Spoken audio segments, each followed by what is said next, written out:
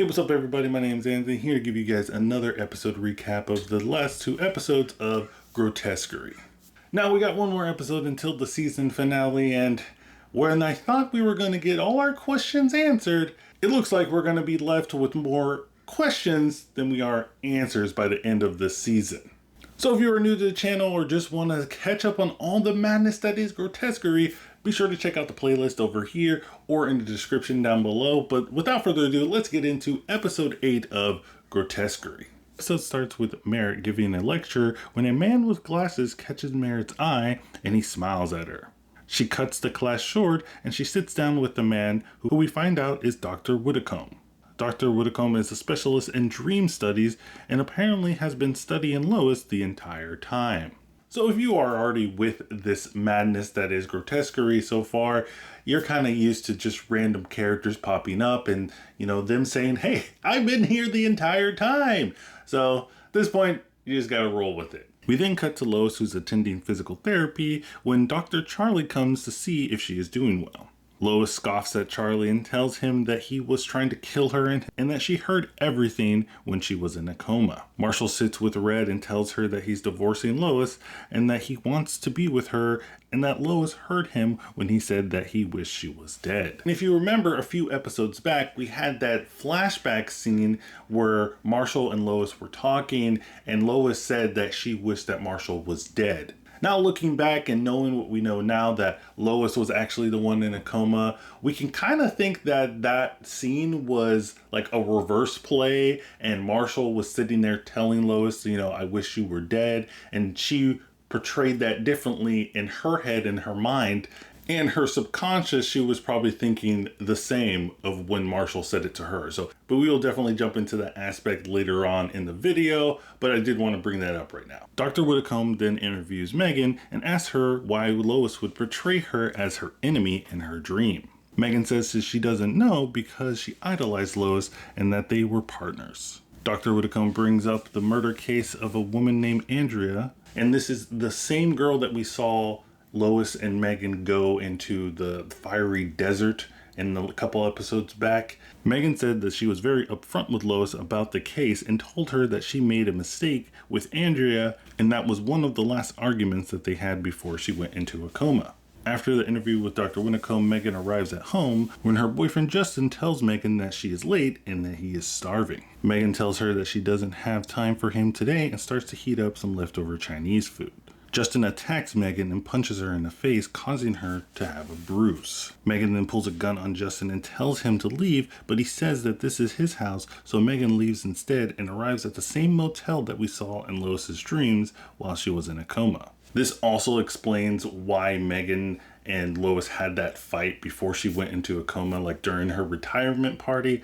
This Andrea case is very personal to Megan because she herself is a victim of domestic violence. So when that whole case was happening and Andrea ended up dying or being killed, Megan blamed Lois for that because she can probably see herself in Andrea's situation. Lois meets with Dr. Whitcomb and Whitcomb tries to unpack Lois's dreams. Lois says that she doesn't really want to think about what happened while she was in a coma, but Dr. Whitcomb insists that they need to talk about them to try to figure out what they mean. And thank God for Dr. Whitcomb asking this because we all need some answers. We find out that Lois was portraying Megan as a nun because subconsciously she saw Megan as someone who can do no wrong and someone who is not only her friend but her rival as well. She saw Eddie as a caretaker because in the real world he was an AA counselor and she felt like he was the only person who understood her. She viewed Red as Marshall's caretaker and someone who gave her blunt advice because Red truly loved Marshall and she actually kinda liked Red. We also learned more about Macy and find out that Lois portrayed her as a person who steals babies because she first met her at a pro-life protest and then she became her caretaker. A lot of people doing caretaking in this show.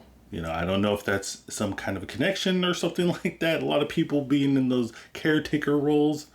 We'll see. But I did really like this scene with Dr. Whitcomb because it kind of connected the dots with everything that's been going on in this series so far. He was connecting those kind of like lingering questions that you had in the back of your mind. It was like at times you were thinking like, what does this all mean? What is the connection between this and Lois and all of these characters? And with his explanation, I think he kind of answered everything. But of course, let me know what you think in the comments down below. Did he answer everything, or is there still questions to be answered? Lois gets released from the hospital and Megan is there to pick her up.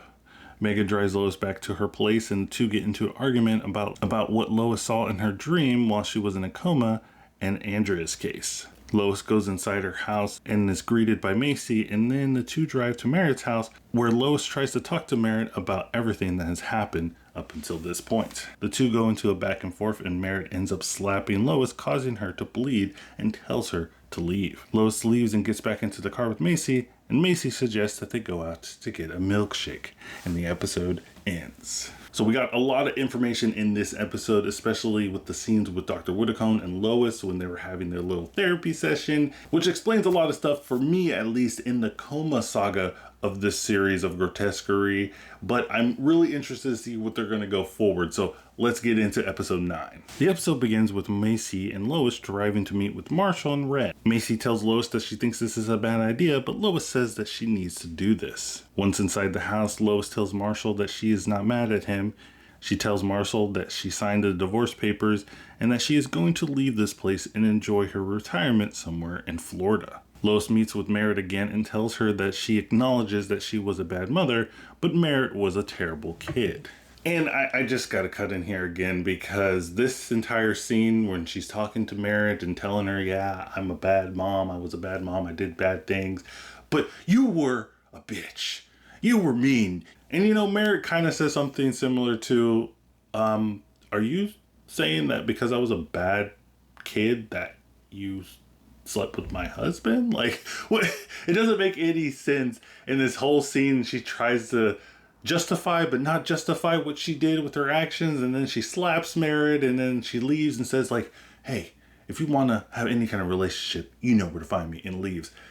I didn't know what they were trying to portray in this scene, and it was just, I wasn't on Lois' side at all. I didn't understand what her thinking and her rationale for what she was doing in this scene. If you have any ideas, maybe I'm seeing it differently, let me know in the comments down below. Back at the motel, Megan gets a call about some gruesome murders and drives to the scene. Lois talks with Dr. Whitcomb again, and they try to unpack Lois's dreams once more. Dr. Whitcomb says that he thinks that Grotesquerie represents the manifestation of Lois's work over the years. Whitcomb asks Lois if he can bring a colleague of his, Dr. Smythe, in to join the conversation with him and Lois. Dr. Smythe tells Lois that he thinks that she is able to see the future and that she might be some kind of prophet. We're gonna do that now in this show, huh?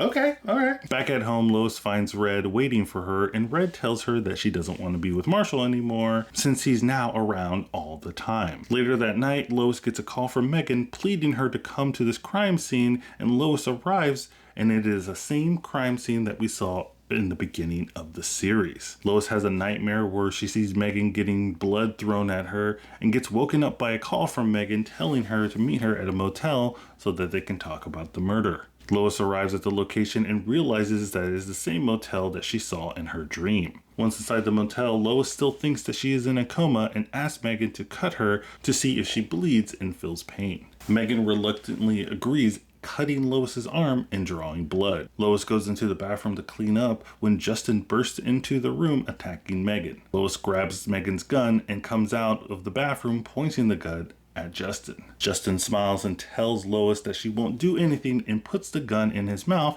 and Lois says, "Wanna bet?" She pulls the trigger, killing Justin, causing blood to cover Megan's body.